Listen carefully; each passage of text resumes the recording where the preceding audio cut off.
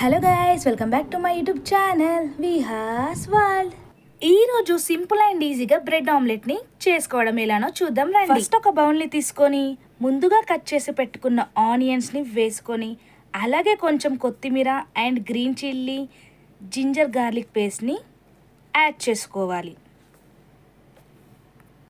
అలాగే కొంచెం chilli powder, టేస్ట్కి సరిపడా సాల్ట్ని కూడా యాడ్ చేసుకోవాలి.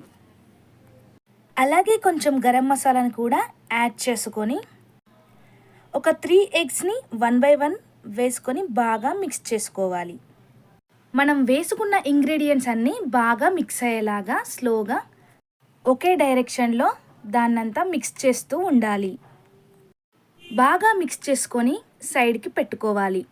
అండ్ నెక్స్ట్ ఇప్పుడు మనం స్టవ్ ఆన్ చేసుకొని ఒక ప్యాన్ని పెట్టుకొని అది హీట్ అయ్యాక కొద్దిగా ఆయిల్ని యాడ్ చేసుకొని మనం ముందుగా మిక్స్ చేసి పెట్టుకున్న ఎగ్స్ మిశ్రమంలో బ్రెడ్ని డిప్ చేసుకొని ప్యాన్లో వేసుకోవాలి.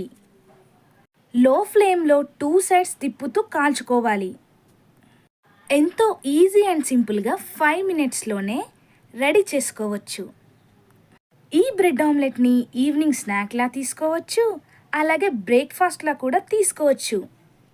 మనకు ఎక్కువగా టైం లేనప్పుడు ఎంతో ఈజీగా 5 మినిట్స్లోనే ఈ బ్రేక్ఫాస్ట్ని రెడీ చేసుకోవచ్చు. 2 సైడ్స్ కాల్చుకున్న తర్వాత ఆ బ్రెడ్ ఆమ్లెట్ని ఒక ప్లేట్లోకి సర్వ్ చేసుకొని కొంచెం టమాటో కెచప్ని వేసుకొని ఎంజాయ్ చేయొచ్చు.